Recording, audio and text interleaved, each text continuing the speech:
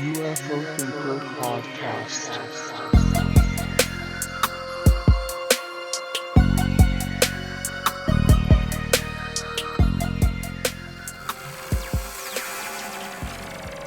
Okay, so welcome back everybody to another monthly round table where we discuss all kinds of stuff what's been happening basically. And I'm joined as always by Ash from Pursuit of the Paranormal / UFO Identified. How are we doing, Ash? I'm good. This is really weird because this is the first time in 2.5 years I've done a podcast without Greg. So this feels strange not to have his face looking at me while I'm talking. So we'll see how it goes. Yes, as you just heard, dear listener, Greg is a bit poorly today, so can't join us. But don't worry, Ash, we'll rally round and we'll be sort of like the temporary Greg for you to kind of make you feel at home. I might need the support. So yeah, you'll be all right. You might do after the end of this. You're right there. We'll see how it all goes. But yeah, Greg will be missed, but he'll be back again as usual, hopefully next month. And Dave is back, as you probably just heard from that little interjection there. How are you doing, Dave? Oh, you went all weird then on me, Frank. I don't know the voice. Yeah, I'm doing good form. We're standing on the precipice of an avalanche of disclosure, I think. And of course, Marco Rubio, because he knew we were doing the round table, chose to make a big announcement today, didn't he? He said, right, the lads are on. Get the announcement going. Yeah, well, I was chatting to Marco earlier, and I'm only joking. But yeah, good timing. That was an interesting little development. And anyway, we'll get stuck into all that in a bit. And we thought we'd bring in a bit of fresh blood this time. Someone I actually met a little while back at one of the UFO Identified meetups in Manchester. Nice to see you here tonight. We have Matt IH. How are you doing, good sir? I'm good, thank you. Very glad to be here and good to chat to you all. Oh, Indeed. welcome, Yeah, nice to have you here, mate. And I think it's been like just the kind of regulars now for a fair few months, hasn't it? So it's nice to have somebody else on. So good to see you here, Matt. So yeah, the first thing that we're going to be talking about is a pretty obvious one that's happened this month, which is the story of this whistleblower who stepped out of the shadows and all the rest of it. I think the first thing that I wanted to sort of mention just in general, I think we probably all agree on this one, that 2023 has had some pretty big events so far in terms of UFOs. I think we've seen a lot more mainstream media coverage in particular, as well as obviously the buzz in the UFO community than I think I've ever seen, to be honest. I mean, I'm not like a decades deep into the topic type of person, but over the last like 3 or 4 years since I've been following this, I've never seen it on this kind of a level. For better or worse, I suppose depending on how you look at it and whatnot. And also the kind of the rumors on the grapevine, initially feared to be hype and clickbait and stuff, in some cases did actually come to fruition. We had the, whatever you think of the story in terms of, the credibility of the people involved and whatnot, there have been these rumors for months of a whistleblower or whistleblowers, an insider or insiders coming out to spill the beans via a major article. And of course, that's exactly what we did get in the end. Slightly different to what we'd heard, but for the most part, it kind of actually did happen. So I'll give a quick summary because I've kind of banged on about this quite a lot, and I think everybody's talked about this quite a lot if you've got even a vague interest in this topic. I was even on BBC Radio 2 last week talking about, I managed to shoehorn a few sort of things in about what's been going on recently. So you're actually in the presence of broadcasting royalty tonight, chaps. I heard that, Frank. It was very good. Yeah, thank you very much. I just stay up late for that one, but I did my bit, represented the topic and all that, Nice work. But yeah, thanks very much. But so a former intelligence official turned whistleblower has given Congress and the intelligence community Inspector General what is described as extensive classified information about deeply covert programs that he says possess retrieved, intact and partially intact craft of non-human origin. So he claims that this information has been illegally withheld from Congress, and he's filed this complaint alleging that he's suffered illegal retaliation for his disclosures and so on. So there's been a lot of discussion about this, and obviously there's the original article in the Debrief website has got lots of very detailed information which people can check out in more detail, and I've done a couple of pods about it. I'm sure every UFO related podcast has talked about this by this point, but some key facts about Grusch and his story. So let's start with some of the kind of like the more verifiable stuff. So what he's not doing and saying is he's not bringing forward any photos or video footage of any craft or any bodies or anything like that. And he doesn't actually claim to have had direct access to that himself, either in terms of seeing the craft and seeing the bodies and whatnot. So that's kind of, I think, important to clear up straight off the bat. But what he is doing and saying is that he had no background in UFOs as such, not really a UFO buff or anything like that to start with. But he does have a background as a decorated combat officer within the US Air Force during the war in Afghanistan, worked for the NGA, National Geospace Intelligence Agency, and the NRO, National Reconnaissance Office. And from 2019 to 2021, he was the representative of the NRO to the UAP Task Force, the Unidentified Aerial Phenomena Task Force. A lot of acronyms to get through there, but managed to get through them.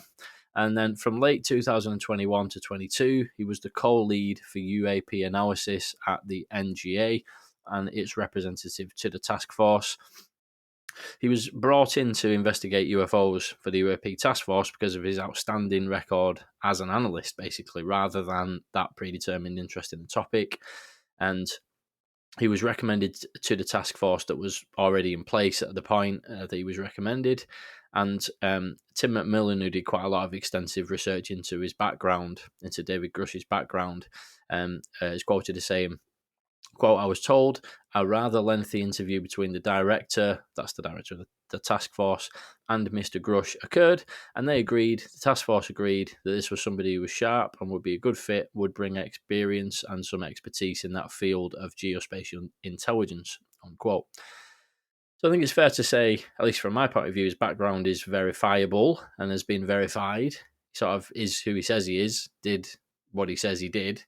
And there's kind of, for me anyway, there's a big difference here between the claims often made by people like Dr. Stephen Greer, who kind of throws around big bombshell statements like the classic, "I have briefed 4 sitting presidents." Is it 4 or however many he claims? I'm not exactly sure. But, that kind of comment, which is, when you put it under scrutiny, not really the case. I think briefing presidents can just mean sent an email to one of the president's staffers and things like that. I'm not sure if he's exactly had a sit down with the president or anything, but I personally don't think of Grusch in that same category, because he kind of actually did what he says he did, and it is verifiable and has been verified. But onto the slightly more muddy waters of what he's actually saying, and the last little bit of this, just before I hand over to you guys. I know I've rambled for a bit here, but there's a lot of info about this, I suppose. So as part of his investigations, where his job was to actually look into this topic from the inside, from like all the way back in 2019 until quite recently, he's interviewed key witnesses who claim to have had direct involvement with a hidden UFO program.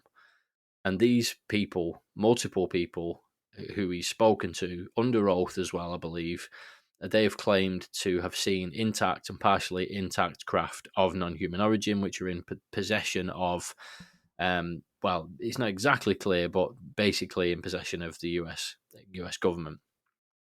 And Grusch claims that there are also bodies being held as well, in addition to the craft.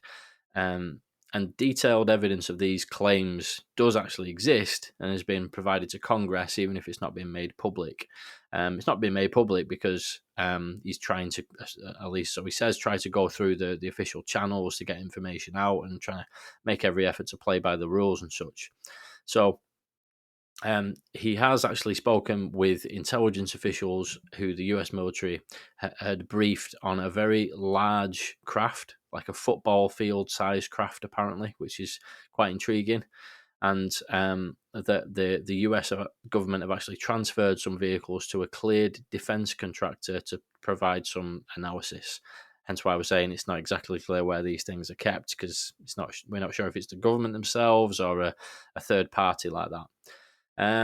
And yeah, that is an arrangement that Grusch himself claimed was totally unethical. This kind of off the books partnership with private industry and so on. So yeah, a lot of kind of information to digest with all this, but we have had a bit of time to digest it all. So what are your thoughts on it, Ash? We'll start with you, mate. Any bits and bobs you want to discuss on that one? Yeah, a couple of points. I think it's good because kind of we've had, like you say, we've had like a month now to kind of digest information. Like the first few days when it first came out, it was a bit all over the place.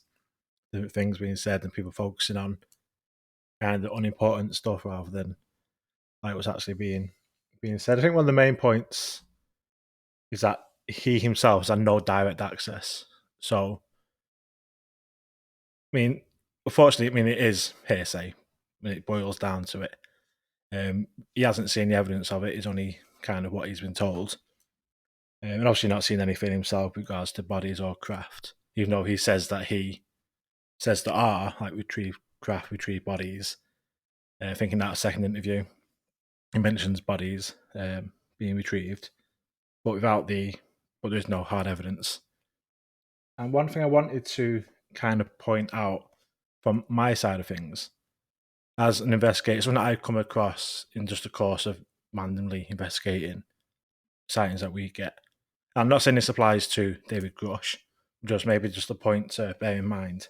I think it's the Tim McMillan article or interview where he talks about David Grusch having no prior interest in UFOs. And a lot of people say that, thinking that it's going to give them more sort of, what's the Credibility? word? Like, yes, more credibility with the sightings. They say, oh, I didn't believe in any of this until I saw something, even if they did.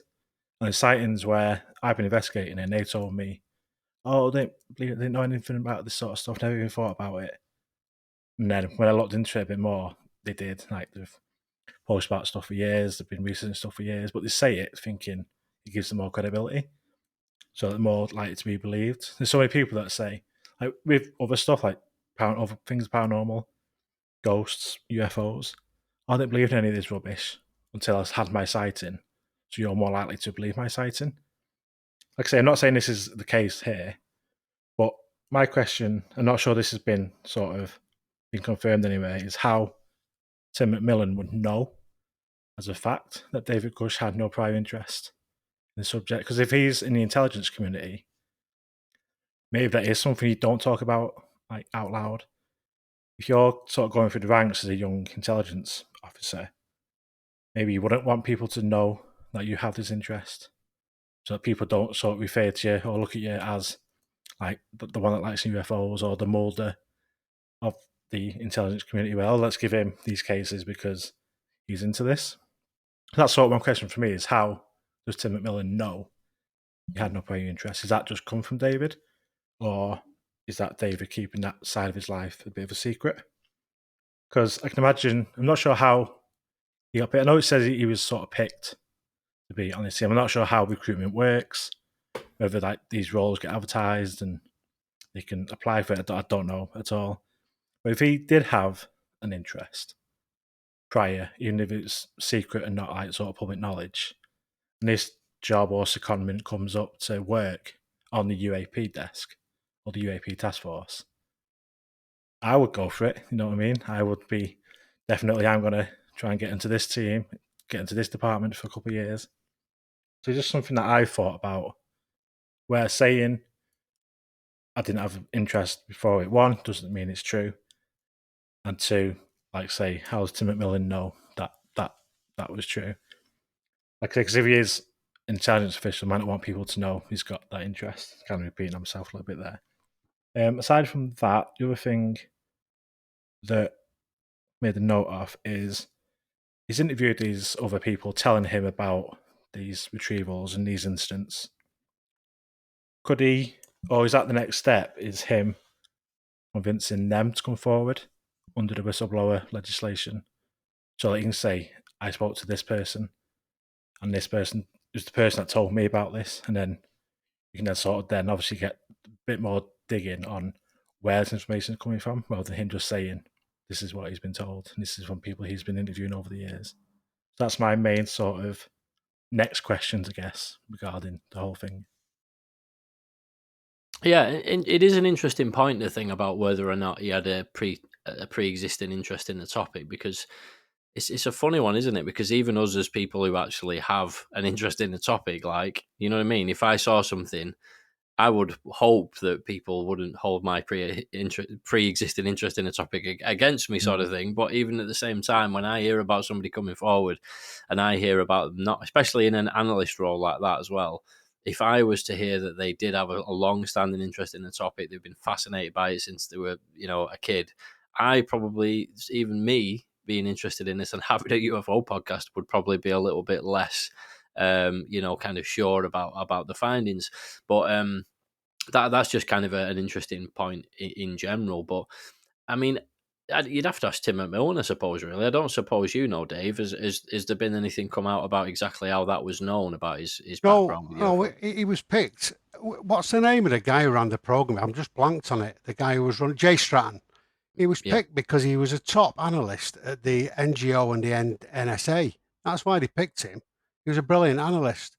So whether he had an interest or not, that had nothing to do with why he was picked, according to the people and according to the articles, multiple articles. That's why they picked him, because he was an excellent analyst, and they picked him so he'd be able to contribute on that side of things, the picture analysis, because that's what they're doing a lot of at the time, if you remember. And that's why he picked him. So I think it's now to do with it, whether he didn't have some sort of, there's no indication he had some sort of secret interest and was furthering his UFO, interests through that. It was just because he was a good analyst, and Jay Stratton poached him because of his good connections. That's what it was.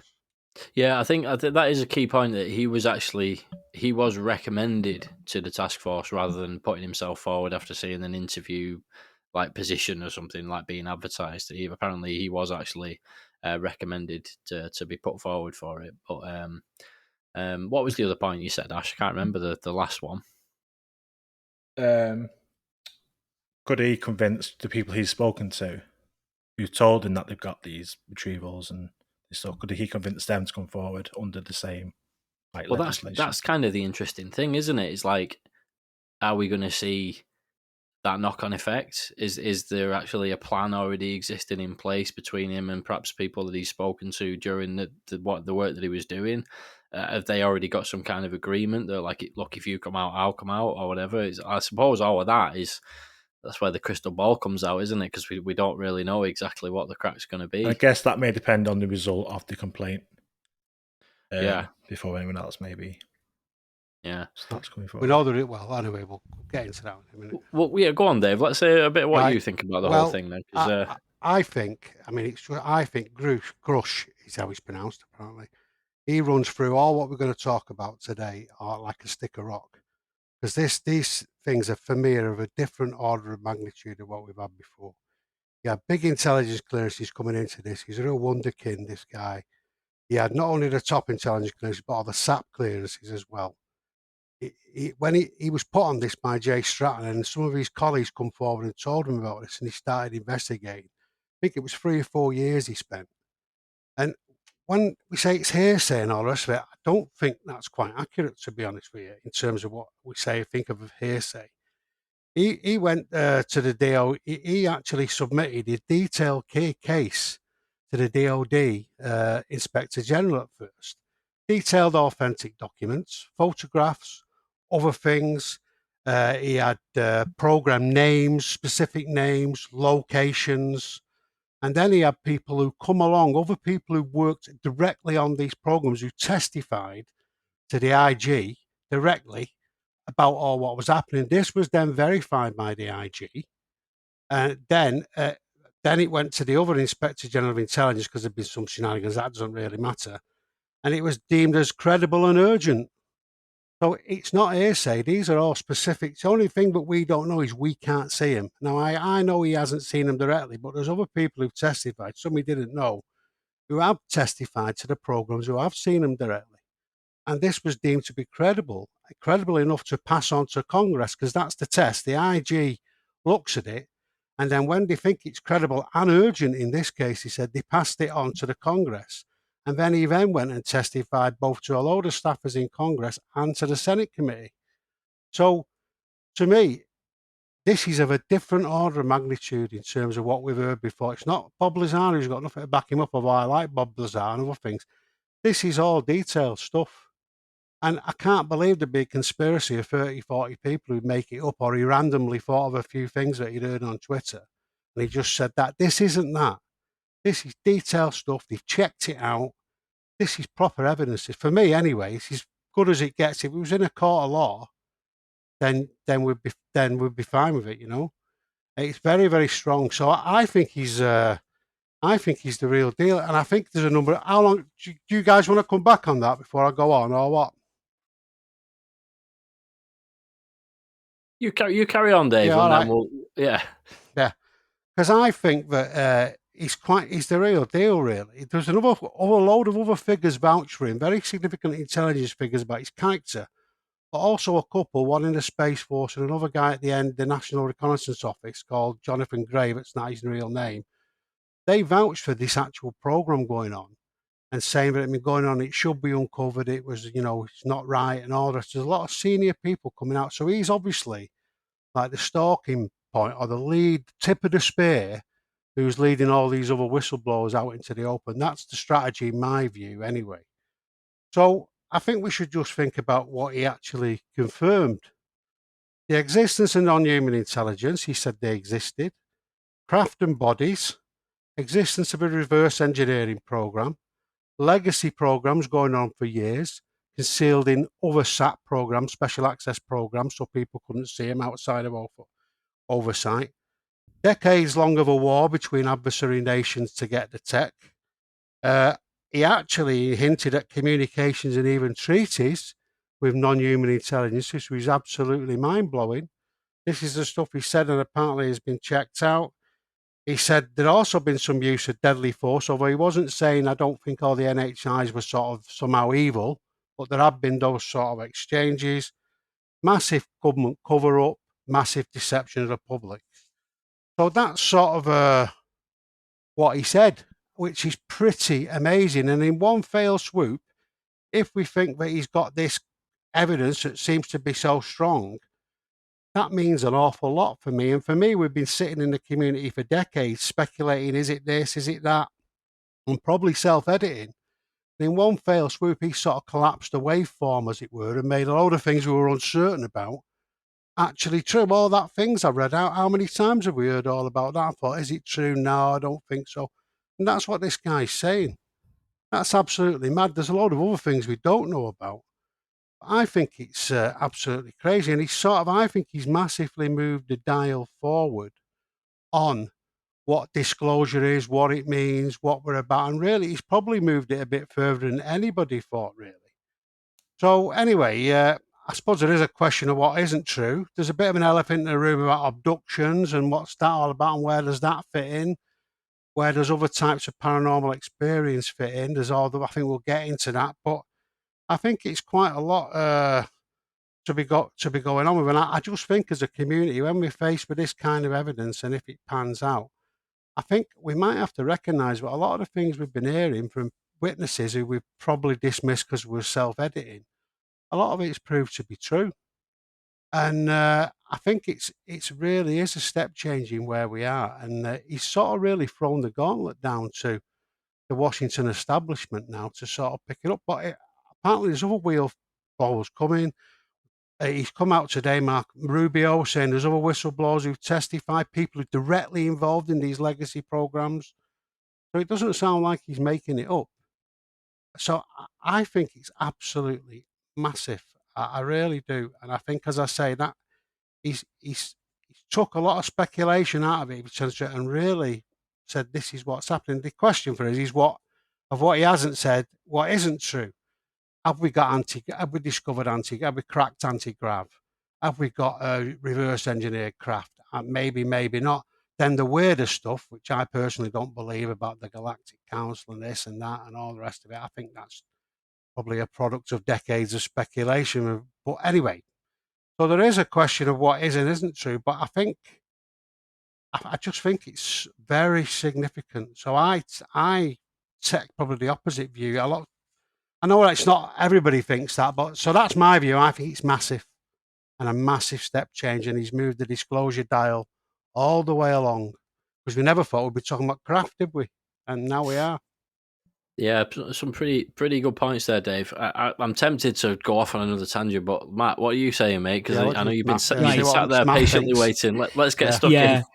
No worries. Right, yeah. So Dave Grusch's claims are absolutely extraordinary. I remember when they came out, I was working and I saw the article drop. I was just like opening Twitter up and just saw it drop, and I had to like take a minute just to absorb it, like read it and just absorb it, just because of how huge I found it. I do try and keep a balanced view with these things. Obviously, with ufology, there is a disinformation angle to it, and there has been historically. You can see that going back to, for example, Richard Doty, even Roswell as well. So yeah, you do have to be sort of a bit cautious about these things, but like you said, Dave, with the credibility of Grusch and the jobs that he's done, the positions he's been in, the people that he legitimately has briefed, as opposed to claiming to have briefed, he is certainly credible. And yeah, the IG considers his complaint to be credible and urgent. Another thing I find interesting about his claims is that they do track with a lot of what we have heard previously, especially when it comes to things like, for example, the WikiLeaks that happened in 2016 with Tom DeLonge. People he was emailing, like, say, Edgar Mitchell, for example. People like Neil McCasland from Wright-Patterson Air Force Base, as well as things like the Wilson document as well, which obviously alleges crash retrievals. I don't think it goes quite as far as bodies, but it does say basically that it's non-human intelligence, like these things are retrieved from non-human intelligence. So I sort of see Grusch as a bit of a test run for the whistleblower language. I think that he's coming out, and we did see that when there were rumblings of a whistleblower coming out, they were saying it was going to be in the New York Times and the Washington Post. And obviously that didn't end up happening for various reasons, and it was picked up by the Debrief, which is obviously, it's an excellent website, but it is a much smaller website than, say, the New York Times or Washington Post. So I think because they're doing it on, I guess, a smaller scale than these national papers, they are perhaps seeing what the public reaction to Grusch's claims is going to be. If he is indeed afraid for his safety, and if other potential whistleblowers would be afraid for their safety, they can sort of, they're free to kind of hang back a bit and just observe what's going to happen and what is happening, see how seriously he'll be taken. So that's one angle to it. Yeah, with the Marco Rubio's comments today as well have been very much eyebrow raising. The fact that there's other whistleblowers who have had first-hand evidence, first-hand experience of the program, as it's sometimes referred to, actually seen non-human crafts, possibly bodies as well. We don't know. I find that fascinating, and the fact that somebody in Marco Rubio's position is prepared to come out and say that publicly, I think is massive. So yeah, I do think that it needs coverage, whatever the outcome, essentially, because either he's telling the truth, in which case there are aliens and the US government has evidence and has covered it up, or he's not telling the truth, and he's either trying to deceive people who want to know and are in positions of power or has been deceived by people in positions of power and is relaying that information. Either way, it's pretty huge. Yeah, definitely. Oh, thanks a lot, Matt. Yeah, really good. And I think Marco Rubio's comments is a interesting kind of cap on top of all of this that's been happening, because I think there's been a lot of things going on behind the scenes over the last few years, like over the last more than a few years, really. And I think, all of this has kind of been bubbling up under the surface, like Marco Rubio and people like that, some of these kind of like lawmakers who've actually had a hand in pushing all this through, in terms of legislation and having this taken more seriously and whatnot. They've been aware of all of this stuff actually going on. I mean, like, the reason that legislation has been put through hasn't been on a whim. There's that phrase that is often used where, laws are not made in a vacuum. The people who are putting these things forward are not doing so just like, oh, I heard this thing, so we whack it in the NDA and see what happens. It's like based on verifiable information. And now Rubio's latest comments, do back that up. And obviously Grusch has basically been directly involved in that process of actually going to people, handing them a legal document and saying, look, I need to speak to you about this. I need to find out what's going on. I'm here on behalf of the task force. These are my clearances. You don't have an option to say no.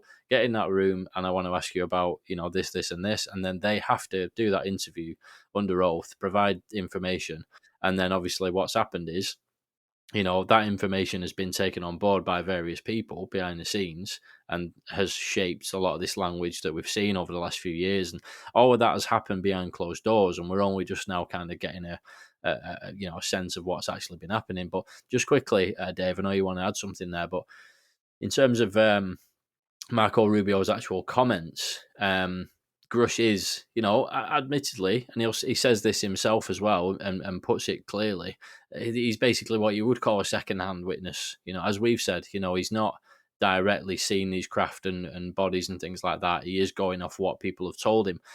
First point there is that they've told him that not just on a lunch break while they're all having a sandwich in the mess hall or whatever. They've told him that under oath in a skiff or whatever as part of his actual role, which I think is a key point there as well.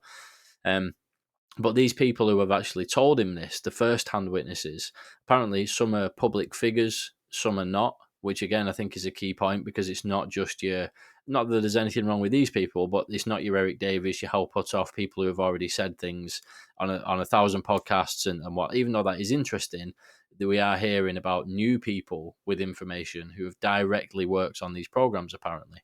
And the quote from Rubio is, quote, what incentive would so many people with that kind of qualification, these are serious people, what would they have in terms of incentive to come forward and make something up? Some of these whistleblowers, frankly, are fearful of harm coming to them, unquote. Bearing in mind, this is Marco Rubio is the vice chair of the Senate Intelligence Committee who's saying these things. It's really is quite wild, isn't it, when you actually think of it? Imagine that a few years ago. And, Grusch is just one of many, really, with kind of like very high clearances in his previous job, in high up government positions, to come forward privately with information about these, recovered UAP. And unlike Grusch, these people who are apparently going to be coming forward have had first-hand knowledge. And, there's a lot of talk about that. Rubio is backing that up as well. So what did you want to say, Dave? Do you want to... I think that's right. Yeah, I think what we've got to remember with this is there was a boxing match really going to and fro between the two parties, and that's what we've got to put this in context when we think about what's happened now with Grusch.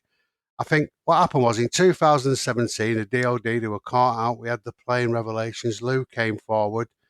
Then they brought the pilots to Congress and started to get them to give testimony to get the Congress on side.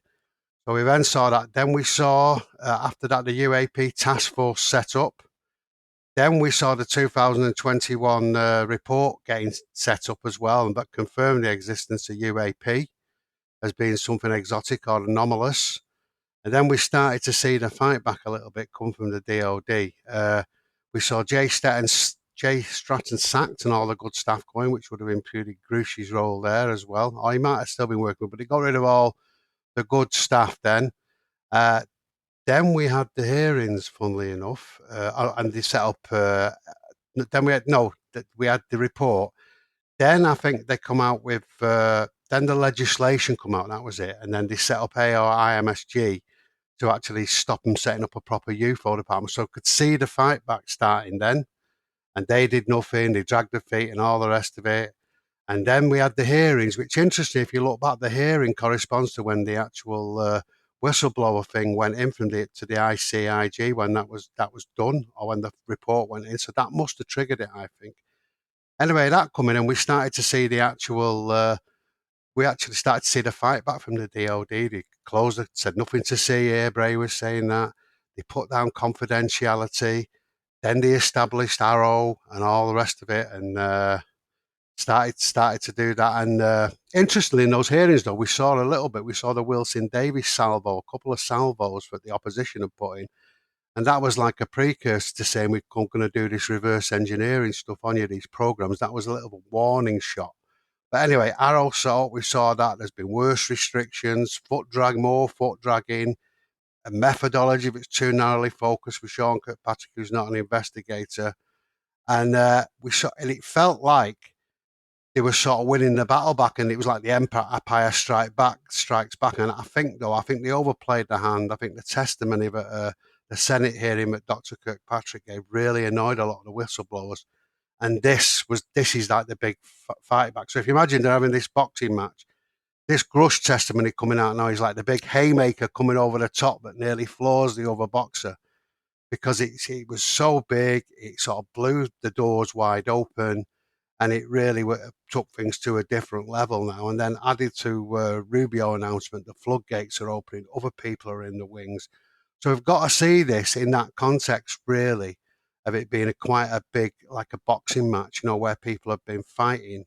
And this is like the final big blow, because it looked like the toothpaste back in the tube faction were making ground, and this has been the response. And now it looks like they can't stop it. Yeah, I think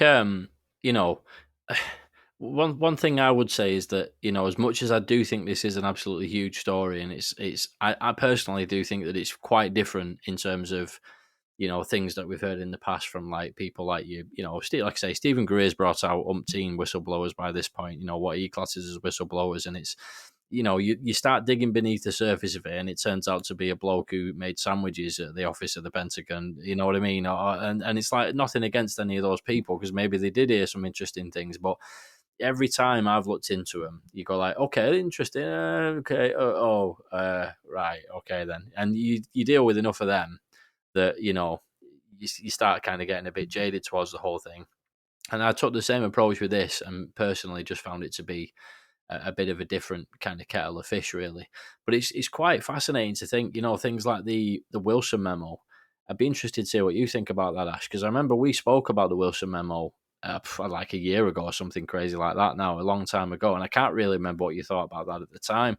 But I remember when we spoke about it, even within the UFO community, the Wilson memo and this idea of extremely highly cleared, scientists and military personnel talking about a hidden UFO program that had, intact craft and things like that being reverse engineered. That within the UFO community was kind of a bit of a fringe thing. Some people were like, yeah, it's nonsense, it's all conspiratorial, blah, blah, blah. And this is kind of, it's definitely kind of put the spotlight on that side of things a bit more in terms of the conversation people are having in the community. So I was interested, Ash, what did you think of it back then? You'll have to remind me. And what do you think of all of that angle just in general now compared to then? Is it any different? That side of things. Yeah, so originally, and probably for the longest time, I've thought it to be bollocks, pretty much. But like I say, more things have been coming out, and there's this, and there's something a couple of months ago. Can't remember who it was that was talking with Wilson or Davis, one of them, and it was like there's a bit more confirmation. I think we were talking about it a bit at one of the events. Probably yeah, more it might than have one. been. I'm thinking it was that, and now there's this. So there is. It just seems to be actually. It is. It's one of them where if it is, obviously if they were legit or they are legit, then you know what I mean. Then everything on there is all of that now legit. I mean, that is I said that maybe exactly Killer Blow, if we can confirm that what they talked about is real, and then everything's then blown up. So my opinion is changing on that. It has been for the past couple of months, whereas for the whole time, I thought it's bollocks. And similar vein to Majestic 12 and stuff like that. I've always thought, nah, that's bollocks. But now it's like, oh, maybe. Like, I'm being a bit less cynical, a bit more actually thinking this could be it. Like the whole Grusch. Dave's put me off how to pronounce it now. Grusch stuff, like pretty much everything. If anyone's listened to previous episodes of the Roundtable, I'm usually pretty cynical, pretty don't get excited about stuff. But I think this is the only time I've actually ended up being excited about what could come out of it. All the videos, images, Congress stuff has all been, for me, nothing too exciting. But this, I think, could be, like Dave said, the thing that does blow open. And just a footnote, we sort of comments earlier about like the pre-interest in UFOs and all the other stuff, and was he picked? That's a sort of the thoughts I had where I wasn't sure where the answers were. But obviously, we have them answers, which is great.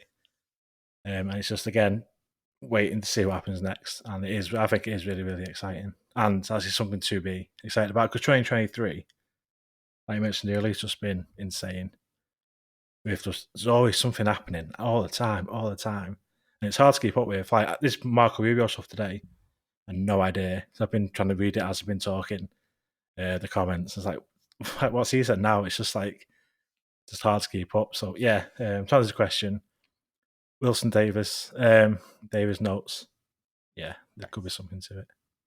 Yeah, Oh, Frank, just to say one thing. Yeah, no, just a quick one, David, and then I'll hand over to you, mate. I was just going to say, it's interesting, the key point you made there, Ash, in terms of what's going to come of this as well, because, as you say, we've not got like, okay, right, that's it, everybody, the Wilson Davis notes are real now. We know that for sure. But what this definitely is a very strong indication that we're on that path to finding out that kind of thing. It's looking more sure than ever, sort of thing, and I've dug into all of that quite a lot in the past, and as you know, Ash, and anybody who's listening to this, I do have quite a keen interest in that aspect of it, the government program, and what could be held in that, and all the rest of it. And it's just like when that Grusch story came out, it taps into exactly the area that I'm really interested in, and I've looked at quite a lot before. But I think the thing is the there's so many aspects being discussed. When me and Dave did a show, I was talking about there's some things that are on really firm ground, and there's other things that are a lot less on firm ground at this point in terms of the things that are being discussed by Grusch and all the rest of it. So the program, I think is pretty firm ground at this point. What's being mentioned in the Wilson Davis notes is pretty firm ground. Even the existence of an intact craft or partially intact craft and whatnot. And then you start getting a bit further away from the firm ground in terms of like communications with non-humans and, treaties and things like that, which sound really, really interesting. But, because we don't know the full picture about what is actually verifiable out of all that information, like some of it is for me quite firm, and then some of it gets to like, well, that could be a lot of different things there, you know what I mean, in terms of how verifiable it actually is. But what did you want to add, Dave? Sorry for interrupting, Frank. You'll have to send a signal down the speakers there to electrocute me. Cattle prod. Anyway, I hope you don't find out the technology to do that. Anyway, listen, all I wanted to say was just listening to what Ash was saying. I think it's just important to recognise a lot of the things that Ash would normally say, that he would normally come up with, some of the points that he does make have served him very well. And I think it, in terms of stories that aren't true in the past, and I think it's a measure of the strength of Grusch's testimony. But actually, but a lot of the tests Ash might normally use, he's actually passed as just in the course of this conversation. So I think that's really quite. I think that's a good point, really. And as I say, Ash is thinking, oh yeah, that's passed that test. So I think that just shows that we are right to be sceptical, really. I only think the thing for the community, though, I think we've had so long of intelligence officers coming forward and all these things over the decades. There is a certain section of the community that is so against anybody coming forward now, they tend to just dismiss everything. And I think we've sort of got to get past that. I'm talking more about some of the old guard. in ufology on this side of the pond and, in America. I think we just got to get past that now and recognise that this is a different thing, and I think that's quite important. But yeah, anyway, Frank, hopefully you won't get the old cattle prod out on me if I interrupt you again. Oh, no, you know how it is when you go on tangents, don't you? When it's not you, I mean, one goes on tangents when one is talking on a podcast. But yeah, I was going to say, Ash, what you were saying in terms of like those things that crop up in your head of like questions and stuff. That's the way to do it, isn't it? And obviously we have a laugh about you being cynical and that, but that's good. That's the way to properly look into things thoroughly, isn't it? And I try and do the same, and I probably did that with this more so than with most things, because it was almost for me, it's like I say, having that interest in this particular angle. It was like too good to be true. I was thinking like, no, surely it can't be. This is like exactly what I've been talking about for the last 2 years, and he's verifying it all, sort of thing. And as I say, then that's when you start really getting into the weeds and thinking, well, that aspect of it, is that really going to be concrete enough? And that one seems to be, but I don't know about that one. And like you say, the rest of it, in terms of really determining what's what and filtering out what could be disinformation, and has he been fed disinformation and all that, that's going to, play out over the coming months and years, really, isn't it? With no question, this has made a big splash, and it's kind of how far do the ripples go. Anything else you want to add on that one, Matt? Yeah, so Dave, you were saying that you see it as like a boxing match. I'd see it as kind of like a game of chess between like the pro and the anti-disclosure sides. And I would say that at the moment, Dave Grusch has got their king in check, as it were. He basically, I think with him giving the names of the program, potentially locations, we've heard as well aerospace contractors called out openly, like Jeremy Corbell went on the news and just said Lockheed Martin outright. I think the fact that we've got somebody of that level in government backing up these claims, he's sort of saying, well, if there's nothing to it, go and look there. I'm telling you where to look, go and look. If there's nothing there, fine, but I know for a fact that there is. So it's sort of, I think this really could force disclosure with a capital D. Now, I do temper my expectations there, because I've, like many of us, ever since the 2017 New York Times article, I've thought that this is going to become public knowledge, and everybody will know about it imminently. I thought that for a while, and then it became more and more obvious that actually it's going to take quite a lot of time, if indeed it's ever going to happen at all. And in fact, I'd got a little bit cynical about it, similar to you, Ash, really, just because I felt like, even though a lot had been happening in terms of news drops, like I remember Project Unity used to do UAP news, the latest drops. He can't do that anymore because there's literally stuff every day. He'd never be going to bed. But yeah, in terms of what's been happening, I was thinking that a lot of the major drops were kind of negative for disclosure over the past year. So with the Senate hearing, for example, with the UAP task force report as well, that I found that quite underwhelming, to say the least. The fact that the second one was so late, and then when it did come out, there wasn't really very much to talk about in it, in my opinion. So I was getting a little bit disheartened and disillusioned with it all, really, and wondering, is this ever going to come out, or are we just going to be stuck in this perpetual limbo? But Dave Grush's claims give me hope in that regard, because it, like I say, it's coming from someone so credible and so knowledgeable, and he is, as you say, throwing down the gauntlet and saying literally, here's where you need to look to find the stuff. So yeah, I'm I am quite excited about it, I have to say. Yeah, it's going to be interesting to see how it plays out, isn't it? But I mean, I think the only thing I would say is that I'm not 100% convinced that there's going to be like a moment of disclosure. Like we're all, I think, especially on UFO Twitter, there's kind of a perception that that's going to happen at some point and it's going to be soon, and this is another thing towards that. And I've said, I made that daft joke that's come back to haunt me a few times now about eating a mushroom on the podcast. If a government official, comes out and announces that they've got, craft and things like that. And I think I got a couple of messages, people thinking I was going to be taking the magic type of mushrooms on the podcast. That's definitely not going to happen. Although, to be fair, if there is disclosure, it might actually be quite a fitting way to celebrate, But no, the point is, I don't really think that that we're going to see something like that at least this year. Personally, I think it's going to be a case of, if anything, like you were saying, Matt, I think some of these hearings and things that have been happening recently have been kind of getting almost a bit more and more underwhelming, really, in terms of like what the government are willing to say in terms of transparency. They've been putting hearings on, which is creating big news stories, and then there's not really anything to write home about within them. And if anything, that can have a bit of a negative effect on the public, because they get all excited about this thing, and then there's nothing, and then there's again, and then there's nothing.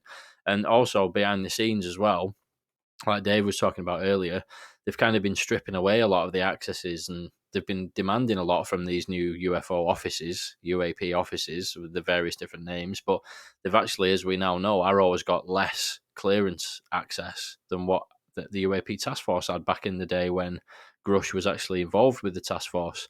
The AOIMSG had a bit less, and it was less. It's like they're strangling the office really slowly, but they're putting on hearings and committing to transparency. Whilst on the other hand, the offices that are actually being created by the government to look into this on behalf of the people at the end of the day are actually having less and less resources and whatnot. Now, will that improve, going forward now with the new legislation and things? Possibly, but it has been a bit of a kind of a downward spiral in terms of what the offices can actually do. And it seems to me that it's that potentially could have actually pushed Grusch and perhaps the other people that he was speaking to at the time that he was doing his actual role to come forward. Maybe if they had like a cooperative US government UFO office, they would have just gone through that channel and just done that, and maybe even remained anonymous and just given the information to the people who needed to get it in terms of informing Congress and whatnot. But that wasn't really the case. And maybe they've been seeing all these hearings play out and going, what? I worked in that office 3 years ago, and now they're saying that we've got none of this and none of that. What the hell's going on? I mean, imagine if you'd worked in the UAP task force and you'd seen this and this and this that was verifiable, and then you see these hearings play out with nothing burgers, you would get pretty frustrated, and perhaps that's pushed people over the edge to actually step forward like this, Yeah, Matt, I must say, I like your chess analogy. That was really good. I think it's more like wizard chess for me, to be honest with you. I think it's a bit more violent than a game of chess. But yeah, it is a very strategic game with one side doing one thing, one side doing another. So that's a really good analogy. But I think it's just worth thinking that disclosure never really happens like you think. We like Steve Bassett, God bless him, he stands up every year thinking the president's going to stand on the podium and make an announcement. It doesn't happen like that. It didn't happen like that in 2017. People were just making it was a gradual thing. People made gradual comments. This complex things like this do not occur like you think. Really, it doesn't unfold. Nobody has a big disclosure banner. I mean, one analogy for me, it's a bit like, because there's a big incentive for the people who've been holding on to the secret to try and get this out without anybody noticing it, like some sort of trick. It's like somebody maybe dropping a drink in the a glass of wine in the middle of a party on the carpet and then gradually edging away from it. Then when they find a way, saying, "Oh, what's that? Look at that! I wonder what that is." And I think that's what a lot of the secret keepers are hoping to do. I think they're wanting to just distance themselves from it a little bit, just make an announcement here and there, have multiple announcements, just gradually feed it out, and then it sort of becomes part of the narrative. So no disclosure with a capital D. I just think I think what'll happen is a couple of things will come out. They might even get NASA to announce it or something like that and do a couple of announcements. A couple of things might come out. Then they won't mention it for a bit. And they come back to it a couple months later and just treat it as normal. So anyway, I think that's the thing to recognise about this disclosure thing, that that's probably what's going to happen. I think it's also worth noting about the press. That was a good comment you were making earlier, Matt, about the press. And I think it's worth noting that, yeah, we have seen them, they have ignored it largely at first, but we have seen more and more of them getting them on board. I mean, when you've got people like Rubio coming out and all these other things happening, serious testimony from serious people, as I say, Rubio getting behind it and other senators and politicians, I think you can start seeing things coming out in the Hill and other things. And I think the press are finally waking up to actually, to something happening, and but they're actually going to have to get on board, because I think they've realised that if they don't sort of get on the bus, it's going to leave the town without them. And I think we're starting to see that gradually. And I think that's the same with all things. Gradually, the press are realising, because I think there's obviously been a lot of pressure on. I think there's been pressure put on the owners. The editors don't want to look stupid, and I think there's a bit of ego involved where they don't want to have stigma. And I think there's been a lot of these things. I do think there's been a lot of pressure applied, but they're realising that they cannot ignore it anymore, and I think that's quite important. I must say, I do have a little fear, though. I had this picture of Dave Grusch going on for his second interview, giving these great revelations, and suddenly, Mission Impossible, like, he rips off this mask, and it's actually it's actually Mick West saying, "Ha ha, you bastards! Phil, you're all you gullible bastards." So there you go. Hopefully that won't happen. Yeah. I don't think you've got anything to worry about there, Dave, unless less prosthetic face masks have become extremely convincing. I don't think Mick West is under there, but we never know, do we? But kind of following on from what we were discussing there, actually, is that this thing of the new language for the 2024 IAA. So the Senate Intelligence Committee has unanimously approved its new Intelligence Authorization Act, which is the IAA, for 2024, which contains some pretty interesting UAP language. The kind of key points are the suspension of US government funding for illicit UAP programs, and the providing of like an amnesty to any of these defense contractors that are suspected of actually possessing non-human craft or materials. And in terms of that, the amnesty that they're talking about, these defense contractors, which is basically Lockheed Martin and a couple of others, these groups, whatnot, that are in possession of UAP related material or information that's been, obtained through the US government, they have to actually voluntarily disclose it to ARROW, which is obviously the new government UAP office, for anybody who's not aware, All Domain Anomaly Resolution Office, ARROW. And they actually have to do this in terms of coming clean about what they've got within 60 days of the bill's enactment. And then within 180 days, any defense contractor that falls, in what's covered under that new law, basically have to make all of these materials available for assessment, analysis, and inspection. And that actually includes, quote, all non-Earth origin or exotic, unidentified, anomalous phenomena material, which is pretty wild to hear, isn't it? All non-Earth origin, actually, in the language as well. Mad. And I've done some like really in-depth read-throughs of these. The previous one, I think I did a 2.5-hour read-through of the full NDAA or something crazy like that. And I certainly didn't say anything along the lines of that. That's going a step further for sure. And basically, if these defense contractors go along with that and disclose, they won't face any criminal or civil actions. And the bill actually contains language specifically about reverse engineering of craft, and it does say craft too, which is again, very, very different to the kind of ambiguous language that's sometimes been used in the past. It says, quote, analyzing such craft or pieces of or components thereof, including for the purpose of determining properties, material composition, method of manufacture, origin, characteristics, usage and application, performance, operational modalities, or reverse engineering of such craft or component technology, unquote. So, yeah, pretty interesting to see how that's all going to play out. I suppose it's early days with all of that. That's literally just come out over the last couple of days. This new language. I suppose the first thing that got me thinking was that they have to report this to Arrow, and is it possible that Arrow, being the kind of toothless, under-resourced, understaffed, underfunded office that they are, I mean, are Arrow actually even going to be in a position to receive that kind of information? Like, do you know what I mean? What happens if Arrow don't even have the clearances to receive the information that they're supposed to receive and things like that? And if they have, what they're going to do with it, But what do you think of all that, Dave? I know it's a relatively new thing that's all playing out there. It looks like you're looking around for something there. Are you in a position to comment, or would you like me to come back to you shortly? Yeah. Well, Frank, yeah, I have been doing a little bit of reading on it. I made the mistake of, well, it wasn't a mistake, it was very good, of reading D. Dean Johnson's brilliant article on all this, and I felt like I read a PhD after it. I had to go and lie down. I read Sharpie's piece.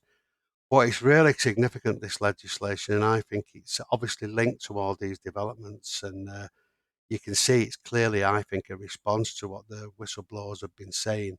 I mean, essentially, there's 3 elements to it. The first one of it is Congress is saying there's going to be no money for any special access programs unless they're explicitly authorized by conference. So that effectively is massive because it cuts the money off for all these hidden programs that have been going on over the years. Not being said, if basically it puts the onus on the people who are doing that to report them or to be acting illegally. Then we've got the thing where they're actually saying to people who are holding any materials, asking them to bring them forward within 90 days, identify them under an 80-day to Arrow, and 80 days actually produce the stuff to Arrow. And basically, if they do that within that time, they won't be liable. The clear implication of that is that if they don't produce the stuff, then they will be liable for any other proceedings coming forward. So that's pretty interesting as well. So basically, that's saying if you've got any of this stuff, you better bring it forward. And funnily enough, Frank, that quote you just read out, I had that as well. All non-Earth origin or exotic, unidentified, anomalous phenomenon material. What wording is that? And you can see it's clearly come from this testimony that they're having. You'd never thought we would have read wording like that. Even a couple of years ago, even maybe a year ago. Craft is amazing, like you were saying, and all the rest of it. But anyway. So, as a credible information from various people, from Grusch and from other whistleblowers have shaped the language. The other thing they talk about is propulsion, basically. And they talk about anything that's got the name, sort of human type or known civilization type propulsion. So anything that isn't this, you've got to come forward and tell us about this program, anything you've worked on. So they even cover that, and I think that's aimed at the DOE and the sort of work they're going. So this legislation is a real sea change in its response to the whistleblower testament. And essentially, why it's so good is it puts the onus on the secret keepers to actually come forward and fess up. If they want money, they've got to say what they're doing. And they've got to bring the stuff forward or they're committing offences. They've got to. So that's a big, big sea change. So I think we can see now that the Senate have thrown a clear gauntlet down to the DOD, and we've got to ask ourselves, what's the position here? The Senate, from this language, clearly believe that we have got this material and it exists, yet we're listening to the DOD, their press statements that they've come out with, and Dr. Kirkpatrick's testimony as he was sat there dressed like some mafiosi don, giving that testimony, saying, oh no, there's no credible evidence of ET tech, and no, we've nothing there. And to be honest with you, using his methodology, he probably wouldn't have even investigated Grusch's testimony, because he wouldn't have thought it deemed past his scientific standards. But anyway, maybe I digress there. The point is, these two, as we've said before on other shows, these two positions cannot continue to coexist. We can't have a piece of legislation like this, clearly based on evidence that's coming forward, good evidence, and the DOD saying, no, nothing to see here, as if we're in the very first stages of an investigation. So it's a big sea change, and it's putting the onus on the secret keepers. Yeah, definitely. I mean, as you know, Dave, I actually think he looks pretty cool, Dr. Kirkpatrick. I like. You seem to think he dresses like Al Capone, but I actually don't mind that. I think it looks all right. But in terms of Arrow and whatnot, as you say, I think there's a definite danger there that it's kind of being deliberately, underfunded, under-resourced, not given the right clearances, and then it can't find anything, lo and behold, because it's not got the ability to find anything. And then they can say, those who would want to, to keep the secrets, as it were, they can say, oh, well, Arrow hasn't got evidence of this. Well, they can't, because they're not going to have evidence of nothing at all if they don't have the clearances to go find that evidence and whatnot. And it does make me wonder about this thing of disclosing this information to Arrow. If nothing happens after 6 months, for whatever reason, then they'd be able to say, oh, well, we asked, we gave them an amnesty, and Arrow haven't got any evidence of any of this from Lockheed Martin or whatever. And that, for me, therein sort of lies the danger, but we'll see how it plays out. What do you reckon, Matt? Anything to add on that one? Yeah, one thing I find really interesting about the language is that they're using non-human rather than extraterrestrial. So I've mentioned this at the UFO identified events, but I have observed, and I'm not the first to say this, absolutely, but they do keep saying, we've got no evidence of extraterrestrial life. That's like their get out of jail free card. And the reason I think they're saying that is when you listen to people like, say, Eric Davis, for example, or Gary Nolan, they don't say that it's extraterrestrial. A lot of the government-affiliated people just say, we don't know where it's from. It's not human. It's more advanced than humans are, but we don't know where exactly it's from. So with them saying extraterrestrial, that's kind of like, well, they're not technically lying, because if they don't have proof that what they have is extraterrestrial, then they can say we don't have any evidence of extraterrestrial life. So I think by using non-human or NHI, then they are covering that base. I think I did see that Christopher Sharp had asked them directly recently, though, if extraterrestrial covered non-human as well, and they'd said that it did. So I think they've potentially backed themselves into a corner there, because it's like you say, Dave, the two realities can't coexist. Either they do have this stuff or they don't. They're the two possibilities. And if they do have advanced technology and they don't know where it's from, unless they can say definitively that it is human, it may that be future human, interdimensional human, breakaway civilization human, call it what you will. But that's the only way that they could make that comment still fly, even if it turns out that they do have recovered materials. But yeah, I do think that in terms of Arrow and its fitness for purpose, it is quite concerning that they don't have the clearances that other people who have come out have when they're investigating these claims, because it's like you say, if these are waived, unacknowledged special access programs, so like you literally don't even acknowledge that these things exist unless you're read into them, like it's sort of ultra compartmentalized to the point where you could say, to the best of your knowledge, that program does not exist, and you wouldn't be lying, because with the information you have, it doesn't exist. If they don't have the clearance to go after something buried that deep, then that is obviously what they're going to say.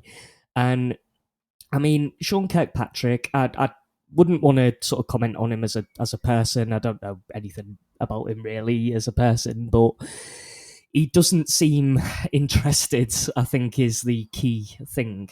He seems like he's just doing it as a job, and he's doing what he's being told to do. I'm certainly not getting an impression that he thinks there's any truth or credibility to the claims of off-world non-human technology. And I think there was an interview with Robert Salas that he did as well, and it seemed very kind of not very formalized or being taken seriously from what I could tell. So there is that element as well. So I'm hopeful with this NDAA language that it will help the cause of disclosure. Going back to your point as well, Dave, about disclosure with a capital D probably not happening. It it'd be a case of a slow acclimatization. I think that's possibly what we're seeing here.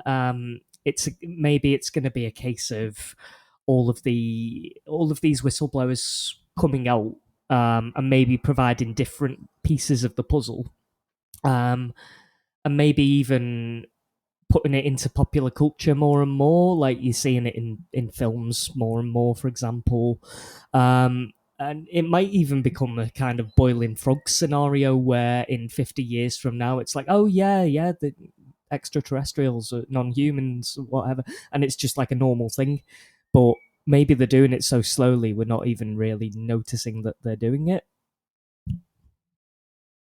Yeah, it's interesting, isn't it? It's kind of like I think what the Grusch thing has done has kind of created a bit of an appetite, certainly amongst those in the UFO community who already have an interest, but within the wider public as well, especially because of how mainstream this has gone.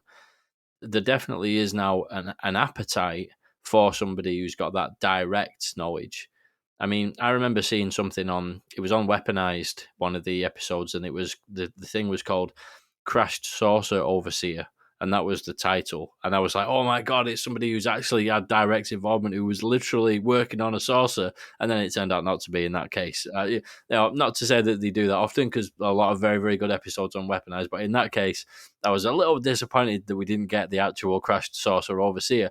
But the point is now, especially with Grusch having come out, he has basically talked to the crashed saucer overseer, as it were, and there's a definite appetite now, certainly from me, and I think what more widely amongst the public as well, to actually have that person come out and actually be taken a bit more seriously. The groundwork has been laid, as it were, but that's going to be the next interesting thing, isn't it, to see what comes out with that. What do you reckon, Ash? What do you think we're going to see? Any big predictions? Well, I don't know, because reading the language is it's not the easiest thing to digest. I think I might need to read D. Johnston's article to try and make a bit more sense of it myself. I got a couple of points, but I did have a question, because I wasn't sure on reading it myself whether I just completely misread it or whatever. But does it say, does the new thingy say that these contractors have to tell them and show them what they've got, or is it voluntary? And it's just that they won't get a thingy. Yeah, Ash, actually, yeah, it's 90. They do have to bring the stuff forward. They can't not say. So they've got 90 days to actually say they've got the stuff and 180 days to produce it. Now, you're right, it doesn't actually say what will happen to them if they don't, but it does say, as I was saying before, that they won't be liable within this period. There's what they call a safe harbour provision, where if they do something within that period, then they won't be liable for any criminal prosecution or whatever, like they won't have any legal liability. But clearly the implication is after that, if they haven't brought things forward, then they'll be in trouble. So it's pretty clear that they have got to bring it forward. I just go on. Sorry. Yeah, I was just going to say, it sort of relies on them feeling like the wolf's at the door sort of thing. Like they've got these whistleblowers like Grusch who said, look, I know where the stuff is. And, there's various other people, presumably behind the scenes, who worked alongside Grusch that have, wouldn't know that as well. And allegedly that information has been given to Congress as well. So the sort of implication of this language is that, look, we know where the stuff is. We basically know where you are. We're going to come after you. We're going to give you this time to come clean. And if you do, you won't get prosecuted. I think that's basically the idea of it. But as Dave said, it's not exactly clear. Perhaps it'll be toughened up a bit in the language. Who knows? So just one quick point on that for me. So I was just thinking, mentioned Bob Lazar earlier, and could that answer the question once and for all about Bob Lazar was at EG&G? He claimed it was the contractor he was working with the saucer that he was working on. is that part of this where if they did, they have to tell. And maybe not that he worked on it, but they have to then, because they could forward and do say, yeah, we do have this, and that becomes public, and then Yeah, it's interesting you mentioned that about Bob Lazar, but just remember, E&G was actually the contractor who was employing all these people going to Area 51 or S4 at Area 51. Well, the stuff was actually held at Area 51 by the military, from what I can see. So I think there's going to be a real mixed picture about who's holding this stuff. There'll be stuff at Wright-Patterson. There'll be stuff in Lockheed. There'll be stuff in mixed things we don't know about, and it's tracking it down. Well, it'd be really, really tricky. Do you know what I mean? You might have to, we might have to get your trench coat and magnifying glass out to do it. I don't think Sean's got one of those, Sean Kirkpatrick, but somebody might do it. But anyway, I think it'll be really tricky. One other thing is sort of for, again, if I'm misreading the thing, but saying that like these illicit programs, you have to tell them what it's for. There's going to be no kind of secret programs, like, or no sort of black. But I mean, say unless I'm reading it wrong, I mean, there's always going to be black programs. There's always going to be a black budget. I think for national defence, I think there's always going to be that sort of stuff. So whether they can enforce that. Yeah, I think on the point of do they have to declare it, I think it's important to know that only those programs that have not been declared, or that have been declared, are actually exempt from scrutiny. If they've told Congress about this and they say it's secret, that's fine, but they've got to have informed Congress. That's the point. I mean, it's like at these, we're talking about the SAPs and all the rest of it there. You've got these waived, unacknowledged SAPs, special access programs. But what that means is that they have to verbally inform the Gang of Eight, which is a majority and minority leaders of the Senate and Congress, plus a majority and minority heads of the Senate and Congress, the Armed Intelligence Committees. That's 8 people. They've got to verbally inform them about the existence of the project. That's deemed to actually be, enough to actually inform Congress. But they've not done any of that. The ones that are really secret are these waived, unacknowledged, they call them carved out SAPs, which are within these sort of waived, unacknowledged SAPs. So they're SAPs within SAPs, or secret programs within secret programs. But as D. Dean Johnson said some time ago, none of these programs have ever been reported to the Senate or the Congress. A lot of these secret SAPs are hidden, as I was saying, inside other SAPs. So really, none of these have been reported, and so they're all fair game for people to go after. And even though they might be kept secret, it's not legal that they're doing that, and they will be able to go after them. You've got to remember as well, and we've been saying this a few times, or we've talked about it a few times. It's thought that a lot of these special access programs are held in the DOE. And the reason for that is because they're a nuclear agency. They have a separate security clearance, and they have an arm's length accountability relationship with Congress. So basically, Congress can't directly see the SAPs they've got under their control. It's difficult to get at it. So obviously, that's historically because of the nuclear stuff. So obviously, that's one of the best places to hide these SAPs, because there's no actual accountability. And so that's another place they're going to be looking. And Chris Mellon has hinted at there over the years. So we might actually find these existing there. So the point is, there's a lot of these black ones. They have got to say about them, but it will be very tricky to find them. I mean, it's to your point there, Ash, as well, though. It's like, I get what you're saying. Like, if these programs are operating truly in the black, as it were, like they're not accountable and they're completely outside of that. They call it the oversight structure. When you have Congress oversees all of the black programs, and there's a very small number of people who get to see the true extent of all of the hidden programs. And Christopher Mellon actually did a review of all of the black programs when he was in his former roles and things like that. And interestingly enough, he actually said that at the time that he didn't find anything UFO related when he did that review of all of the black programs, and he was one of the highest cleared positions that you can get in terms of secrecy and so on. But what caused him to think that there was something is that when he left his role, he spoke to other very, very highly cleared people who he'd worked with during his time in the role, who said that they were aware of things that existed outside of that oversight structure, and they were buried away in, DOE, as Dave mentioned, in cooperation with private industry and the CIA, supposedly helping to actually provide security and keep it all covered up. And kind of what I think what you're saying, Ash, is like, if these things have managed to operate in that kind of way, should we be, convinced that they are going to step forward because they've been operating all this time completely secretly, and we can't expect that they're all just going to go, oh, okay, it's in the Intelligence Authorization Act now, boys, we're going to have to hand ourselves in. Is that kind of what you're thinking? Like the show where they're not going to all just hand themselves in? Perhaps even if, for all we know, yeah, what if Grusch was only aware of the tip of the iceberg, and he's familiar with the location of this and this, but actually all the other deeply buried stuff is they have no idea about because it might be hidden away so deeply. So perhaps there'll be a token gesture of, okay, we've got this weird material, we'll hand ourselves in, and then that'll be enough to satisfy the curiosity and satisfy the requirements of the legislation. But what about all the really, really deeply buried stuff? Maybe never get that. And that kind of thing. It is an interesting point that I suppose we'll see, won't we, as time goes along. What do you reckon, Ash? Are you optimistic, Ash, or what? What are you thinking? I don't know. We'll see. It's we don't have to make a prediction. I know I'm asking you for one, but I'm only joking. It's kind of just a wait and see game, isn't it? Really, as to what actually comes out from it all.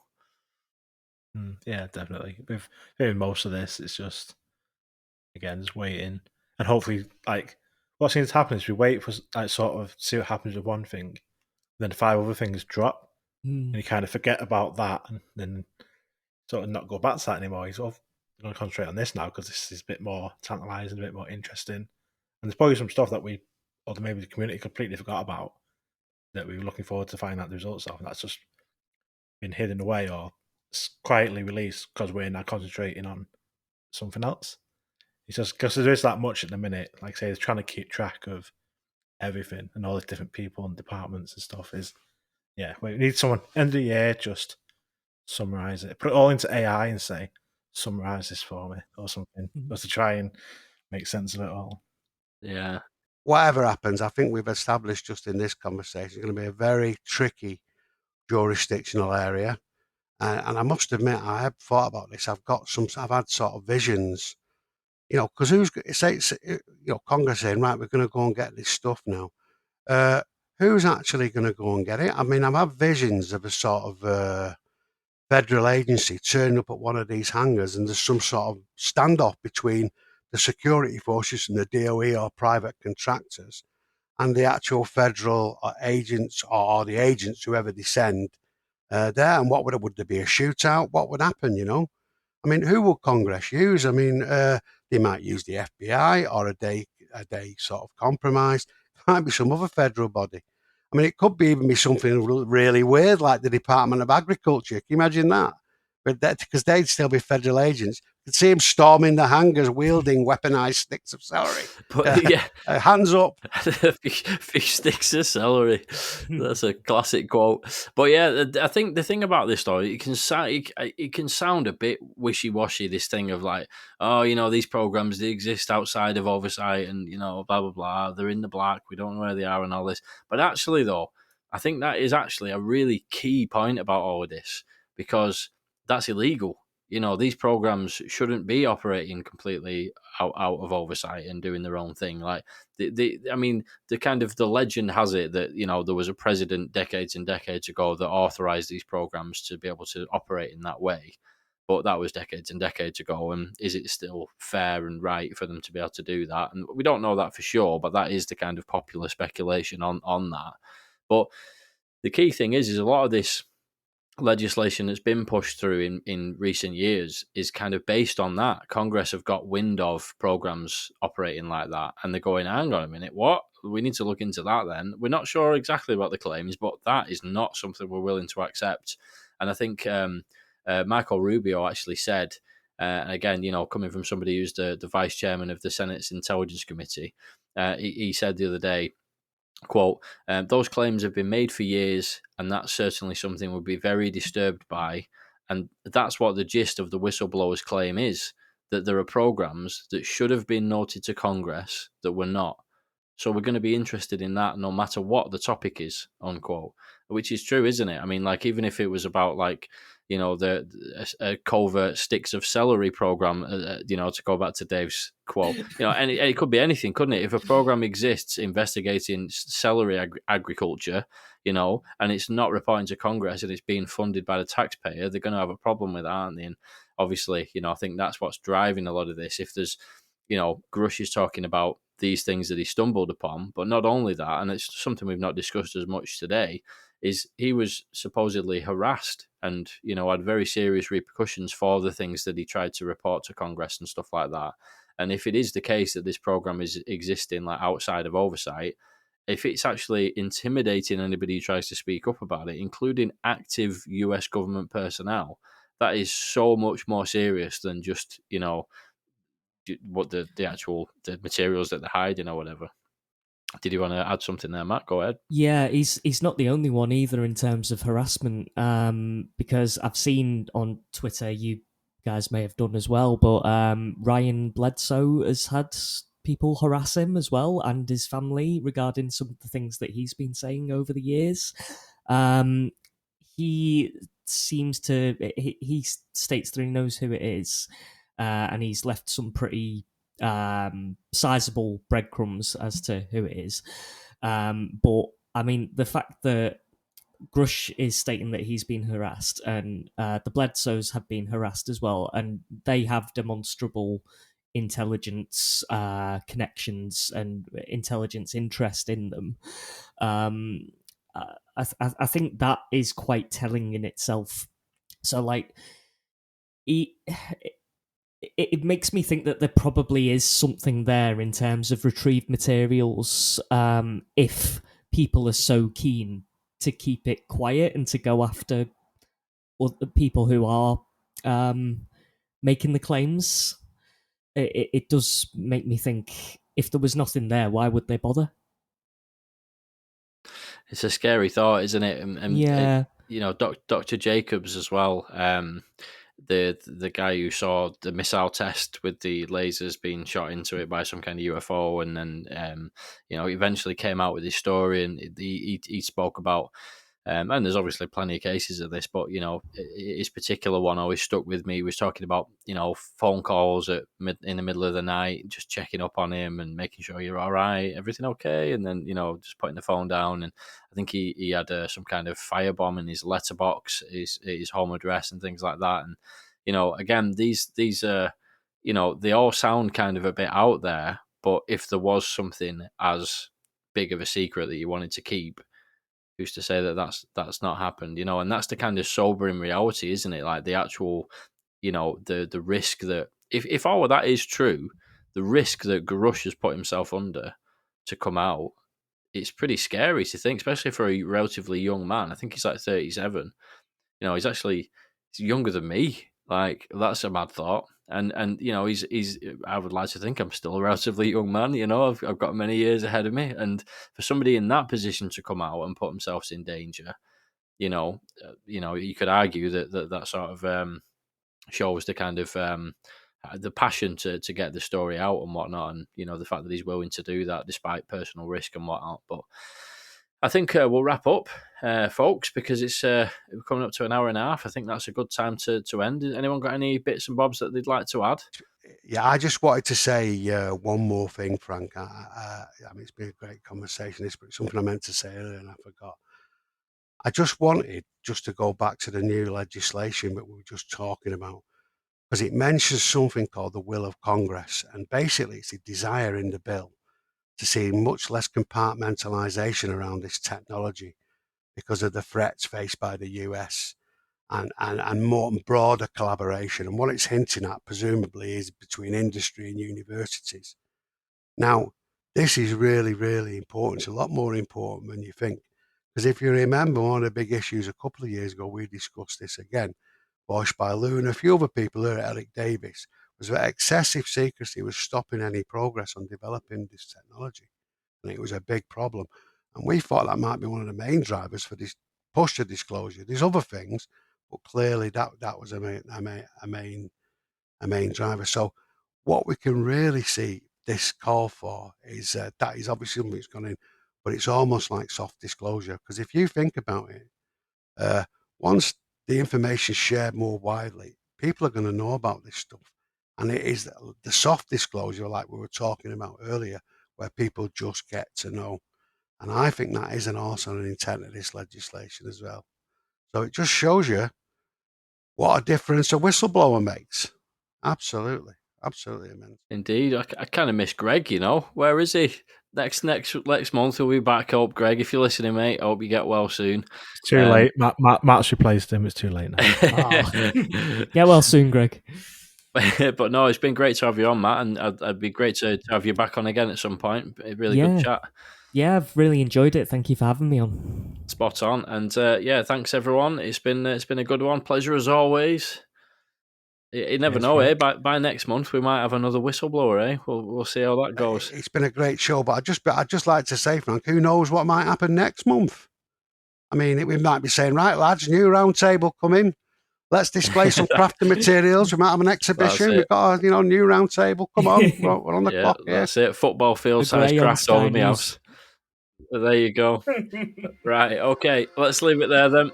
See you later. Really enjoyed it. Cheers, guys. See you next time. See you soon. Next time. Bye. UFO Podcast.